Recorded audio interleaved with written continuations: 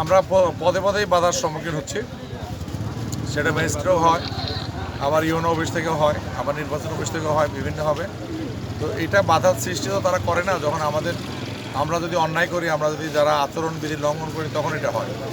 এখন আচরণবিধি লঙ্ঘন, এটা যদি আমি হাতে এভাবে তুলি, এটাও আচরণবিধির লঙ্ঘন, এটাও লঙ্ঘন হচ্ছে। সুতরাং এমন কতগুলো আইন প্রয়োগ করে আমাদের উপরে, যেগুলা না করলেও কোনো সরকারের বা প্রশাসনের কোনো অসুবিধা হয় না।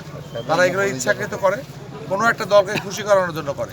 এটা আমরা বুঝি তো, কোন দল ক্ষমতায় আসবে না এটা ভাবসাব নিয়ে তারা এটা করে, যেটা ঠিক নয়।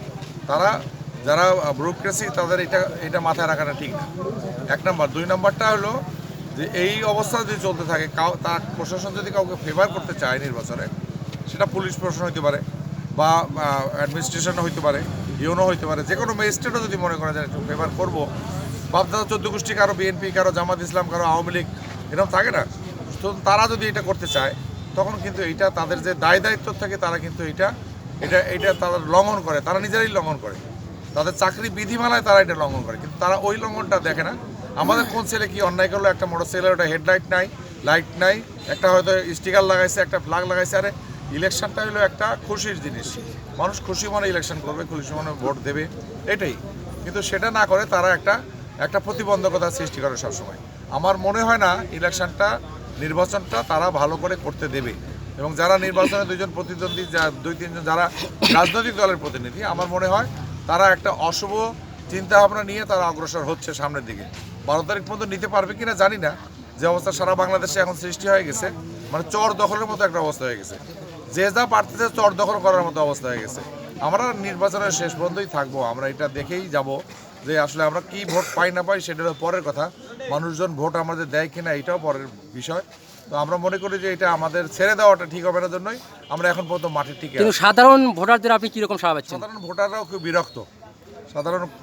বিরক্ত, চাঁদাবাজি, ধর্মের নামে অধর্ম, এগুলো মানুষ।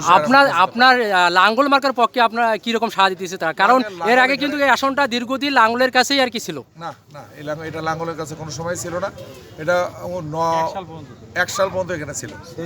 1 সালের পরের থেকে এই ধরেন আজকে 25-26 চলতেছে, 25 বছরে আমরা লাঙ্গল আমরা আসি না ইলেকশন। এখানে আমরা নৌকাকে সমর্থন দিয়েছি অনেক সময়, তারাই এখানে জয়লাভ করেছে।